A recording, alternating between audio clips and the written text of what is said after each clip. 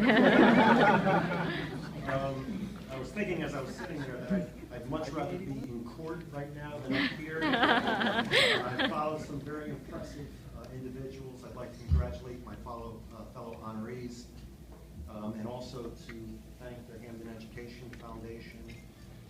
When I did get the call, I was very surprised, to say the least.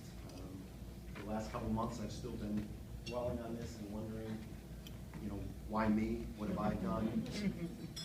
I would like to thank Dr. Richard Salzano for nominating me. He can't be here tonight, but his wife, Barbara, is here, and thank you for being here.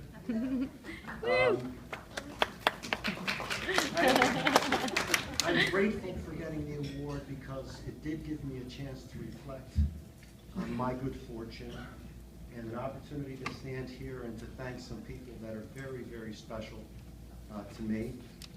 I was not a stellar student like my fellow honorees. I did not have focus, I did not have drive, and I certainly did not have discipline in high school. I did not take advantage of many of the wonderful opportunities that were there for me, and I do regret that. After graduating, I spent 3 weeks commuting to the Waterbury branch of UConn.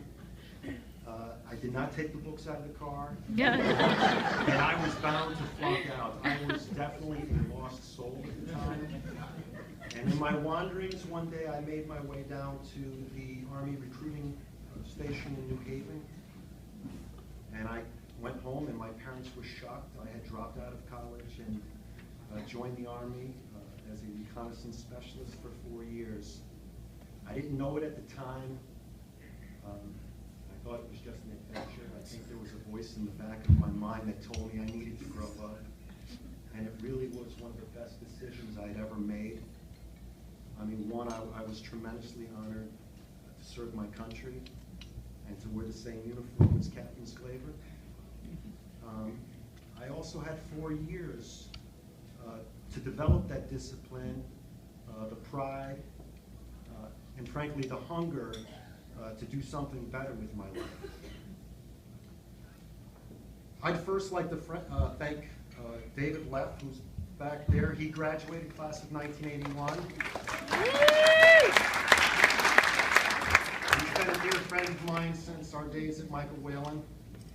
And though I was the scout in the Army, when I got out of the Army, it was Dave that led the way for me.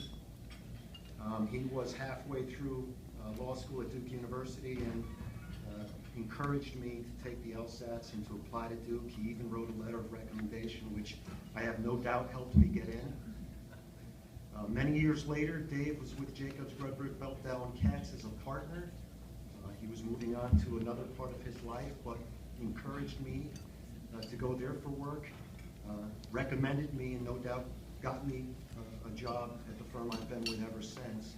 And I am very grateful for his friendship, his encouragement, and his guidance all these years.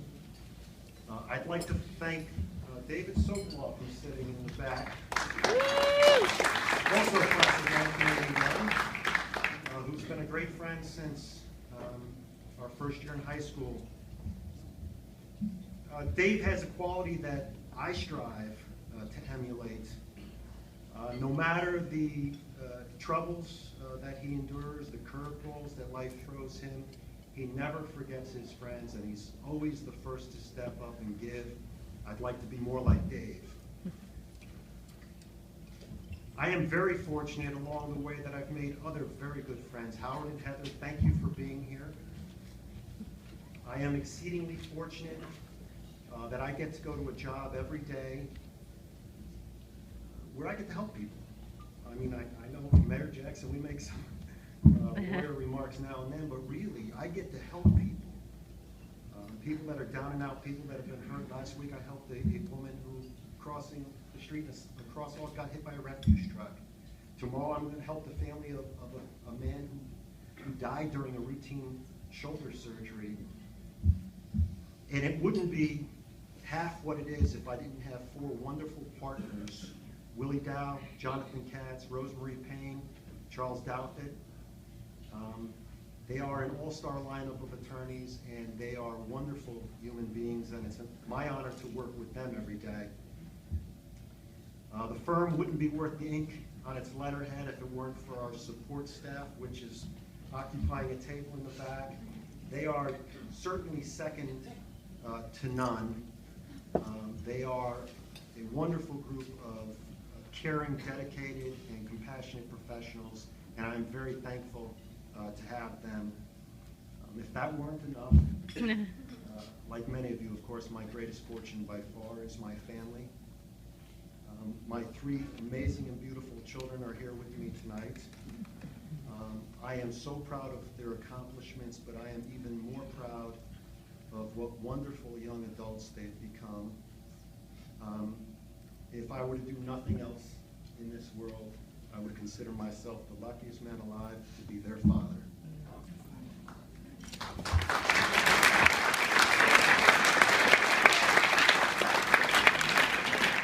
My wife Karen, who's standing there crying, she is the light of my life, and I treasure every moment that we get to share. She's not only been a treasure to me, but she has been the most wonderful stepmother in the world. And speaking of mothers, I would be remiss if I did not take this opportunity to pay homage to Margaret Borger in the back.